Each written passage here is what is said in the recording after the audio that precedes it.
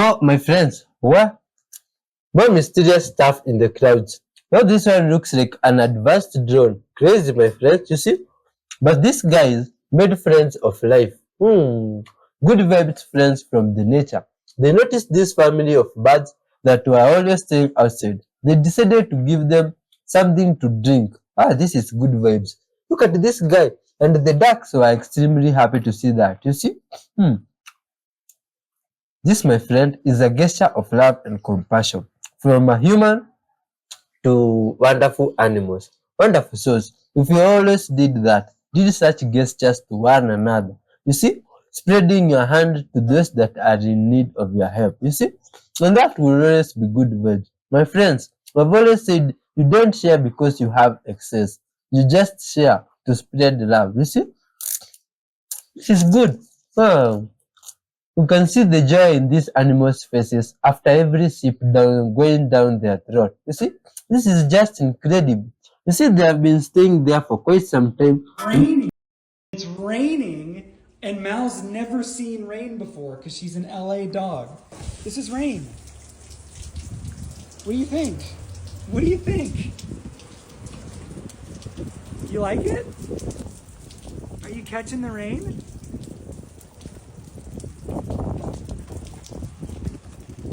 I guess she likes it. My friend told me once, if a problem can be solved with money, it is not a problem. It is an expense. Stop worrying about it. First you were told that you can get pregnant at any time, and then you heard that you can only get pregnant while you're ovulating, and then you heard that you could even get pregnant while you're on your period. So which one is it and what is going on? So contrary to what you may have heard or what you may believe, you cannot get pregnant at any point in your cycle. There's a very specific number of days that it's possible to get pregnant, and the reason for that is because in order for you to get pregnant, you need an egg and you need sperm. And if there's no egg, it means that you can't get pregnant. Now we release an egg during ovulation in the menstrual cycle, and this happens around 12 to 16 days before your next period starts. But the egg only lasts for 12 to 24 hours. So why do we call it a fertile window? Well, that's because sperm can stay alive in your body for up to about 5 days.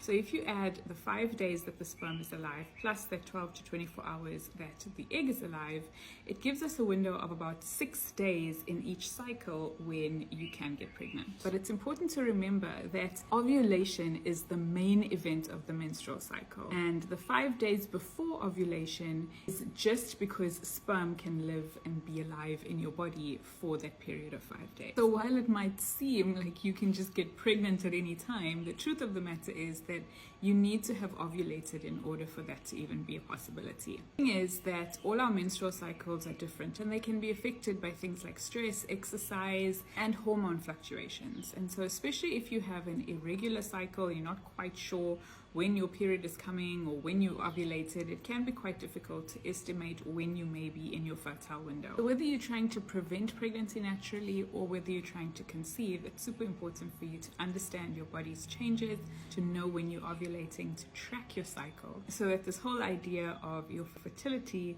is less mysterious. Waylon, why are you pushing that all the way down there? Huh? Say. Look. Ah!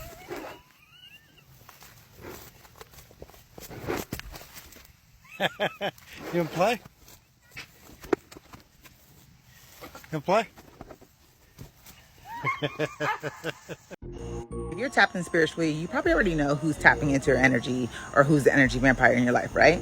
But if you're not, or you just want to get like some kind of like giggle to yourself to see who really is the person or people, do this. But first, my name is Sade. I speak about all things spiritual. If you're into that type of thing, go ahead and give me a follow. Call your energy back. Most people make it difficult, and it doesn't need to be. Literally just say, I call all my energy back from every place, person, thing that no longer serves me, and I bring it back to myself, transmuted, clear, etc., whatever. Now, the crazy thing is, wait and pay attention. And you don't have to wait long. Like I'm saying, like maybe the next morning, maybe even the next couple minutes, who knows? But the people that have a pull or are harvesting your energy and creating some kind of attachment to you, they always reach out. And the telltale sign that you're really getting the, confirmation that you need, a lot of times it's not just one person. It's usually a few people and they all reach out at the same time. And if you need more confirmation, a lot of times you weren't even thinking about these people. It's quite amusing. Anyways, that's all I had to say. I want you guys to try it and please comment below and let me know what happens. Especially if you see this tonight, let me know in the morning what happens. Like, follow, save, and share to your spiritual friends who need to see who is tapping into their energy. For real. You can try it out. This duck is so happy to see puppy friends and play with them. Look at this encounter here, my friends. Yo, the puppy, my friends, can't even fit there. They are all trying to get out and play with their duck friends. This is adorable, incredible, good vibes. Look at this, my friend.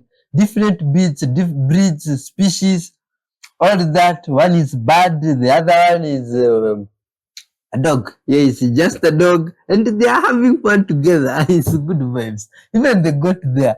You see, this hiker meets a friendly wild baby goat. It's just interesting and good vibes. You see, most of these animals, my friend, they are always full of love, friendly, good vibes. You see, and just now you meet one that might be lacking in love or hasn't experienced. You see, but this dog clearly has. You can see how it is in complete bliss as the baby deer pets it. You see, this is one that understands love. Isn't this fantastic, my friends?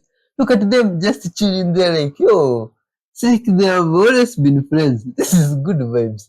Yeah, look at this one. This is incredible, my friends. These animals, they are just... If random birds approach you, such as like a raven, a crow, or perhaps like a mockingbird, I'm just letting you know right now, you guys are spiritual. You guys are spiritual as hell, and they're drawn to your energy because they know that you are good. And then we meet our good vibes friend, the giraffe. And some English person had an encounter and some fun time with the giraffe here. My friend, you see from this side of the world, there's lots of giraffes. You see where we used to live some time back. I could see giraffes there, here and there in their normal encounters, you see? And they could even feed on the things nearby. And they are cool. They can't ask you anything. If you're trying to conceive, something that somebody has probably not told you is that swimmers are not smart. They're not intelligent little things. Just because they're there does not mean they're actually going to make it to the egg and fertilize the egg and start a pregnancy. Some of them swim in circles and don't actually go anywhere else. Some of them attack other cells in the female reproductive tract, mistaking them for the egg. Some of them are going to get stuck in the cervix. Some of them are going to get stuck in the fallopian tube, in the little cilia, which are like these finger-like things. And a very good majority of them don't even make it past the first minute of them being in the female reproductive tract. And then you factor in that male infertility is on the rise and issues with his swimmers and motility, morphology, DNA fragmentation are also possibly present. There is a good reason that not everyone gets pregnant their very first time trying. There is a reason that 85% of couples typically become pregnant within the first year. Not the first month, not the first 3 months, not the first 6 months, but the first year. There is a reason that we ovulate 1, maybe 2 or 3 eggs during ovulation. And there are millions of his swimmers trying to reach that supposed egg, because the mass majority of them do not make it. One of the first things I talk about with so many of my clients when we start working together is if they've had their partners swimmers tested, because they really should be. Follow for more and ask questions below. Why do some people feel the sting of social rejection more sharply than others? So, your brain processes reality on a moment-to-moment basis by making predictions. Rather than process absolutely everything that's going on, it processes a little bit of it and then fills in the gaps with previously collected data or sometimes wild conjecture.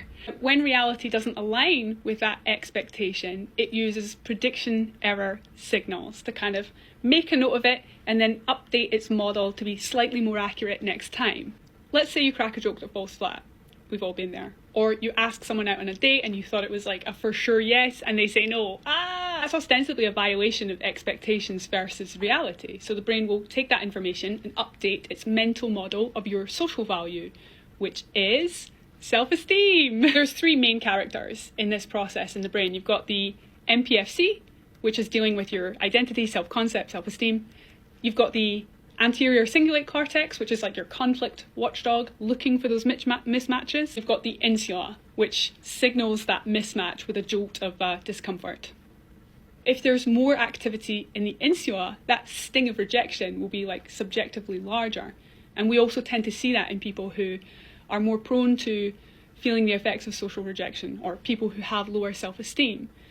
Equally, as the brain's updating its model, if we see more activity in the insula and the MPFC, there also tends to be a greater hit to self-esteem. Why? Because you've got stronger signaling between like the mismatch, the pain of the mismatch, and self-referential thinking, updating that model. So your predisposition, how your brain deals with these prediction errors in social contexts, will have an impact on how much it affects you as a person and your self-esteem. That's not set in stone, however, and you can gently shepherd your brain to dealing with those prediction errors in a kinder way. Let me know in the comments if you would like a video about that.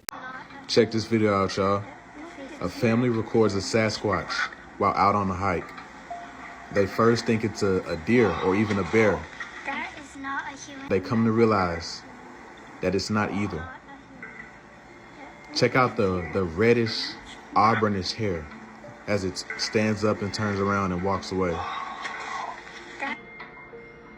Here's a zoomed in shot of it so you can see. Look at the reddish hair on it as it walks back.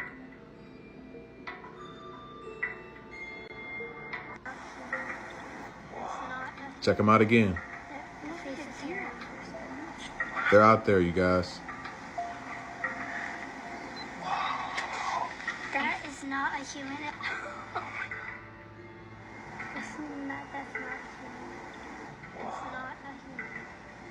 Has like a reddish, orangish, auburnish hair.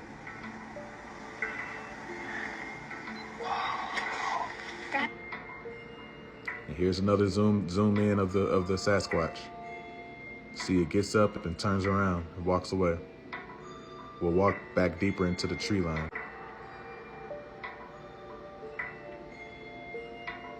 There he goes, you guys. They're out there. Let me know what you think in the comments below. Have you guys ever heard of hot tub spiders? These are way different than pool spiders that we've talked about before. They're in here too. There's fucking like 300 or 400 of them just swirling around my face. But these are much more dangerous. Hot tub spiders, basically what they do is they wait for people to go to the edge like this. And they live on the bottom. I don't know if you guys can see. There's a couple there swirling around now. And they're called Diablo arachnado. And those like Diablo spiders, like the devil spiders. These things are nasty. They only live in hot tubs and they jump up from the bottom. They go right to the face. And what they do is they're so small you don't even know they're on you, and they lay eggs in your fucking like your eyebrows and like your hair follicles and I don't know, like part of your cheek. And then you wake up like 2 days later, you have 1,600 baby spiders just fucking circling all around you, starting to eat part of you and like feeding off your dead skin. Anyways, none of that's true.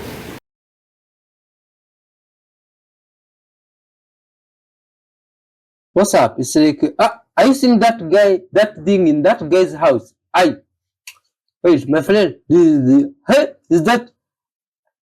Oh my God. Is this a normal human being? Which creature is that? This good vibes guy saw that creature in their house. You see? Allegedly, according to how it looks like. Oh, guess what, my friend? It's like this one was an intruder on their home. Is this a skinwalker? Or this is someone's curtains that look like that? English people, what's going on there? Hey. No, my friends, after seeing a creature like this on your neighbor's window, would you go check out what it is or say hi at least? Or what could you have done in such a situation? You see, good vibes guy here. Have you guys ever seen a full periodic table? We have the only accelerated mass spectrometer in Canada, and it has a full periodic table on the floor. It shows every isotope of every element. This rainbow tripod fish larva was spotted during a black water exploration. Other tripod fish live in the deep sea, but have larvae around them. This larva doesn't have its iconic tripod fins yet to stand on. Its large rounded fins are temporary. Dr. Diane. Yes. So, how do I know if I'm in love? Oh, you're going to like this answer. How do you know if you're in love? Okay, 5 stages of love. First one starts with the physical. You cannot be in love with someone romantically if you're not physically attractive. That's number 1. So you have to be physically attracted to someone, and that's got to persist. Number 2, mental, the mind. Because some physicality goes down with age, of course, but the mind, you have to fall in love with someone's mind. They have to make you feel like a better you. Number 3, familial. What does that mean? You have to get along with their family. You have to fall in love with their family. Not necessarily means you have to love their mom and dad, but you have to love components of their family and where they come from. Number 4, institutional. Means everything that makes that person, where they come from, their background, you have to fall in love with that. And the 5th and final stage is the soul. And once you fall in love with their soul, then you and your partner become one and the same. What he feels, you feel. It's all the same. So my 5 stages of love in conclusion or to review. Number 1, physical. You got to physically like someone and fall in love with them that way first. We all know that. 2 is mental, their mind. You got to fall in love with their mind. It's got to push you, make you better who you are. Familial. You got to fall in love with a portion of their family or components of their family. Number 3 is institutional. Everything that makes that person, where they come from, their constitution, their background, their traditions. And number 5 is the soul. When you pass those 5 levels of love, then you are in love deeply and persistently and eternally. More you know. Yo, chosen ones, targeted individuals, hear me out. You have special abilities that they don't want you to tap into. That's a fact. Just like in the movies, like X-Men and all that. If you think this is crazy, please keep scrolling. This isn't for you. But you have special abilities that they don't want you to tap into. Why do you think that you're being targeted? It's because of your high vibration. You see that they send you frequency weapons. They want to monitor your thoughts. They're always watching 24/7. They never stop watching you. If you're a targeter, you know what I'm talking about. They never stop watching you. They never stop following you around. It's because they know who you are and what you're capable of doing. Once your DNA gets activated, they fear that. You understand what I'm saying?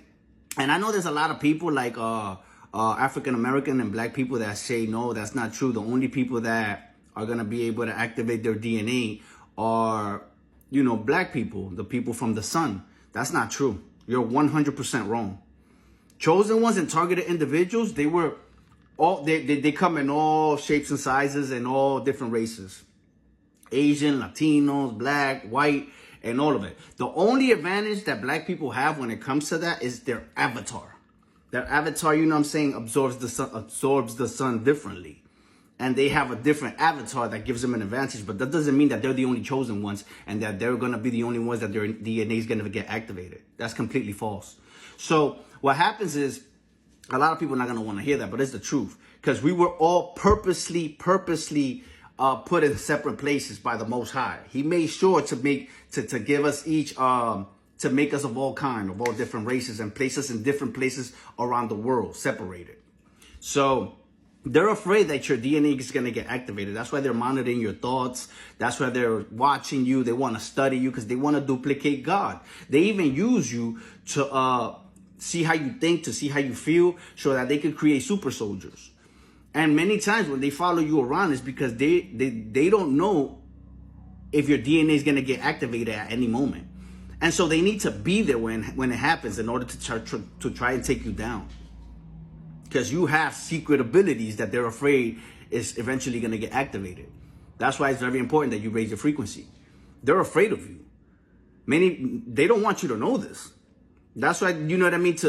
They want you to, go online or tell somebody, hey, I'm being targeted. That way they can, say that you're a schizo or you got mental issues.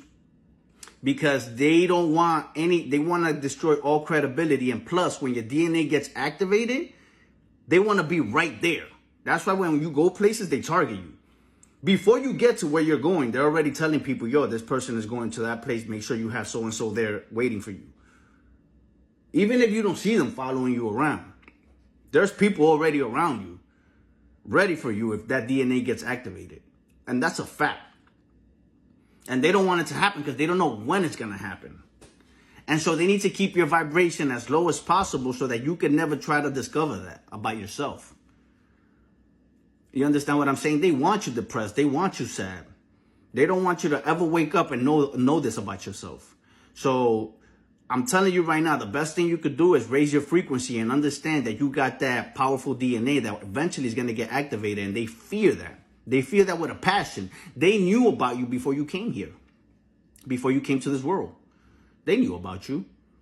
You know what I'm saying? So, and even if they didn't know about you, because there's some people that speak on stuff that's going on, like conspiracy theories, they target that person too. Because the people with the DNA in their blood, the powerful DNA that's going to get activated, they were targeted since birth, right? But then there's other people that talk about conspiracy issues that then they started targeting late because they started speaking on them, because they don't want to take the risk of not knowing who these people are with the power. I mean, they know that the chosen ones that came, that have that power in their DNA, they know that their DNA could get activated any minute. But then when people start speaking out and show hot signs of high vibration, they think of it like, oh, we must have missed this one, so target them instantly. And they start targeting those people as well. Because they're not going to risk not knowing who's who, or who's what, or who's a threat to them. So when you say, how do I escape the program? You're not. And if people come up to you and tell you, oh, so-and-so helped me escape from the program, message that person. That's just a scammer trying to get money off of you, because he's not going to remove you from any program. Are you out of your mind? You're being targeted by the rulers of this world. There's no way they're going to leave you alone. They fear you. They need to watch you. Like, if this was your world and you were evil and light beings came that had this power in themselves to destroy what you have created here in this realm, you're going to target them 24/7 as well. You're not going to leave them out of your sight. So you need to be aware of that. Like, raise your frequency. There is an ability within you that they're afraid. And I know you felt it before, whether it was through visions, whether it was through however you felt, like certain gifts that you have that you knew you wasn't bugging out. You had this before. And by visions, I don't mean dream that you dreamt of something. No, visions are different than dreams. You could dream about anything. I'm talking about visions that you saw that came to you like a photo, like whoa, and you saw it clearly. And that was just a little glimpse because of who you are. Sometimes you get these little glimpses, but you're supposed to get these visions at full force, but your vibration is too low. So y'all know what I'm talking about. And I'm just trying to tell you right now that in order for you to ascend, there's a lot of things that you need to do and cut out of your life in order for you to be able to activate that DNA of yours. Because eventually it will get activated. And they're waiting. They're going to be waiting for it to get activated to try to attack you. I mean, they might not be able to stop you because you're going to be too powerful. Or they might, because when it activates, you might be scared, like, what is this? So they're going to be right there to freeze, get you, and, trap you, because they're afraid that you're going to be able to use it. So it's best to raise your frequency so you can get the visions of what that is. And once you get the vision, you know when it's coming. That way, when it comes, you know how to maintain cool, calm, and collective, and just act like nothing's happening, so they won't know that you've activated your DNA. And keep it moving, because the last thing you want is for it to activate and they're right there around you and they're going to try to take you out. Or try to take you in to even study you or say, oh, this person's dangerous. But yeah, it might sound crazy to a lot of people. This isn't for you. If you think this is crazy, if you think that we watch so many movies, this isn't for you. Y'all know who I'm talking to, and y'all know who I'm talking about. So raise your frequency, because that gift is in you. It's in you. It just needs to get activated. You haven't activated yet because of what you're eating, what you're consuming, what you're watching, your sadness, your depression. Change that. Raise your frequency, because you have a gift. And they don't want you to discover it. And they know. And then we don't touch this one because it's dirty, because it's on the floor. We don't touch it. We don't touch it. We don't touch it. I'm going to break down what's happening in this video and show you how we could be more helpful next time. We don't touch it. We don't touch it. Okay, if you're an adult, I already know what you hear when you watch this video. But if you hope to guide a young child, it's important for you to know what the child hears in this video. The child is hearing, we touch it, we touch it, touch it, we touch it. We don't touch it. We don't touch it. When you're giving a child direction, it's helpful to focus on what you do want as opposed to what you don't want. Think about it like a Google search. If you type in Google, no running, stop running, don't run, you're gonna get lots of results of people running. But if you type into Google walking or walking feet, you're gonna get lots of results of people walking. If you focus on running and touching, they're gonna focus on running and touching too. And even as they get older and they're able to fully process the no, stop, don't, you're then relying on their impulse control not to do the thing. And the capacity for their impulse control isn't fully developed till at least 25, 26. And do you really want to rely on their impulse control for them not to do the thing that you're telling them not to do? Or do you want to work with their brain and focus on the things that they can do to be successful so that they can practice those things in the moment or next time? When we say things like stop running, stop hitting, stop getting bad grades, stop being mean to your sister, these are phrases that are not helpful because you can't do a don't. And even when our brain is fully formed, we still need help knowing what to do as opposed to what not to do. Like, what if I just got this video right now and said, don't do what that parent did and left you at that? How helpful would that be? How likely would you be to change your behavior for next time you're in that situation? Pretty unlikely, because I didn't give you anything to do. Just for a moment, reflect on how frustrating that would be and use that as a point of empathy for all the children who constantly get told what not to do and rarely ever get shown and told what to do. And it can also help to be specific when we're telling a child or an adult what to do. Because from watching this video, you might say, all right, I got it. Instead of saying, stop being mean to your sister, I'm going to switch that to be nice to your sister. But even that is too general to really be helpful. Instead, we could say something like, she doesn't like it when you call her poopy pants. She wants you to call her by her name. Phrases like, call her by her name, write on your own paper, get my attention like this, are specific enough to be helpful. So let's get a little bit more specific with this video. We don't touch it. We don't touch it. We don't touch it. I'm going to give you 2 different ways to handle this, and depending on what your goals are, will depend on which one you would probably use. The first play that I would run is kind of a 4-part strategy. The first thing that I would do is I would gently hold the child's hand for connection, because remember, connection primes the brain for willingness. And the other reason is that it allows for gentle guidance to where I want the child to go with their hand. Then at the second part, I'd say, and that will get their attention and activate their prefrontal lobes, making it easier for them to follow my next direction. Then I would say something like, grab the handlebar like this, or squeeze the handlebar like this. And that was actually the third and the fourth part of the play, because it's important for us to not only tell children what to do, but also show them what to do, especially when it comes to young children.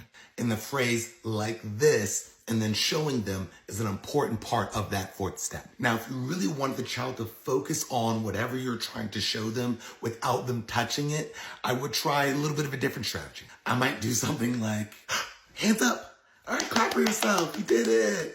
You know, put your hands behind your back like this and look like this.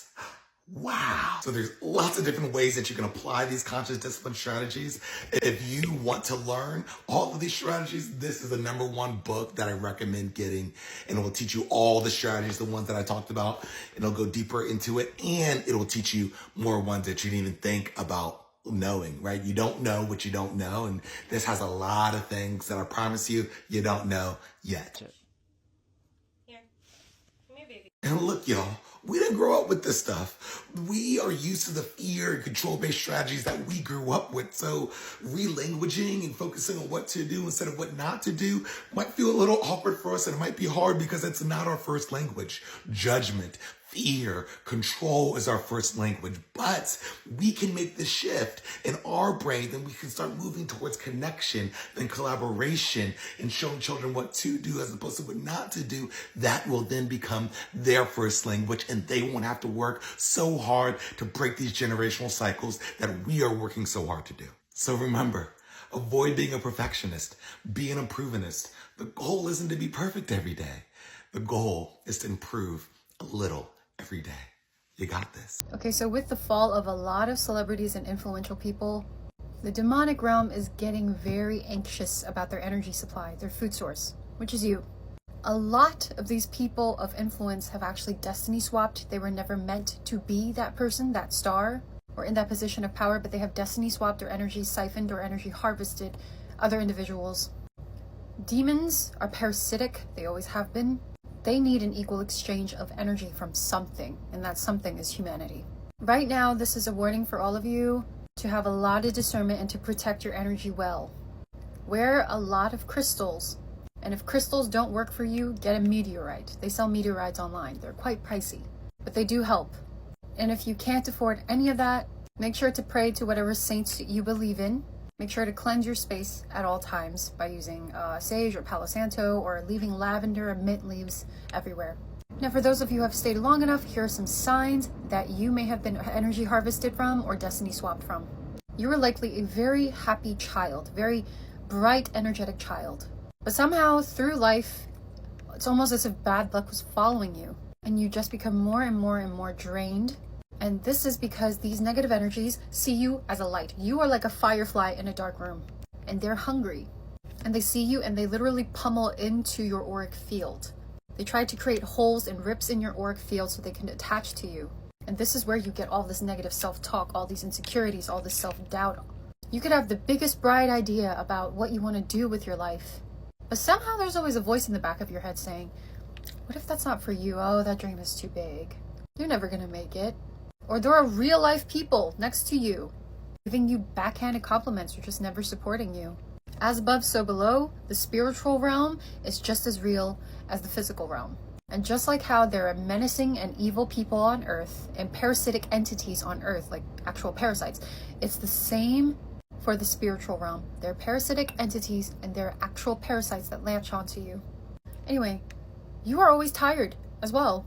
Even things that excite you, you are extremely burned out. You could have 9 hours of sleep and still feel extremely burned out. Another thing is, whenever you're isolated and you're alone and you really go into your cocoon, that's when you see success and it actually starts to work out for you. But once you start to spread your wings and talk to more people or make more connections or your work is getting more popular, that's when all of a sudden it's like a halt, like a stop sign. Everything just stops. You feel like you're chasing something that originally was flowing to you so easily. Another sign of energy harvesting or destiny swapping is brain fog. You have constant brain fog and you don't know why. And the last sign and the most prominent sign, you just keep attracting parasitic people. It's not like you are entertaining them. Sometimes you are literally like, get away from me. But why are they so attracted to your light? You are literal food for narcissists and parasitic entities. Remember to keep your spirits up, to be optimistic and try to be as happy as you can. Because like I said in my previous videos about these satanic rituals, they have to keep your frequency low, they have to keep you depressed, they have to keep you manic, they have to do all of these things to you so your energy can be low enough to match them and then they infiltrate you. So the best way to combat this is to try to be as happy as possible, as cheesy as that sounds. Because as we can see now with the change going on in this world, they're getting very desperate for food and very desperate for supply, and I've been saying this for 2 years now. Thanks for watching all this way, my friend. This has been a pleasure to be with you. Now, my friend, see, I was feeding here physically, but I have seen, because we talk about love and sharing, my friend, I also share something with you here that you can also feed before we wrap up the show of today. And this thing, my friend, is food for the soul. Food for the soul. Hey. This one, my friend, is also my first time reading from this point. It's just a random place. Let's hear what it said.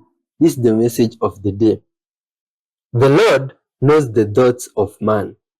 He knows that they are futile. Blessed is the man you discipline, O Lord, the man you teach from your law. You grant him relief from days of trouble, till a pit is dug for the wicked. For the Lord will not reject his people. He will never forsake his inheritance.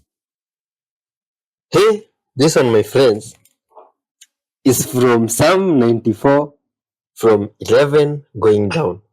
Wonderful. I didn't know that's what it also says. But it's good vibes, my friend. This word here is full of love. Let's give thanks to our Creator, my friend, who has helped us to reach this point. Thank you, Father, for your love and goodness. Thank you for the videos that we have had today. Thank you for the word, Father, and thank you for this wonderful viewer that you have been with since the video started. All glory and honor, Father, belong unto you. Dear Lord Father, as we wrap up this video, Father, may this message you are talking about of love and peace reach the whole world, Father. And this soul, Father, that you have been with, may you impact their lives, Father, with your goodness and your light. Be with them, Father. Do miraculous deeds in their lives, Father, and intervene in where they need your help, Father. Guide us at all times, Father, and may you always comfort us. In Jesus' mighty name, we do pray, trusting and believing. Amen. Interesting soul. Till next time, peace be with you. Please check out this episode or this one here. Especially this one is full of good vibes. Bye bye. Next time.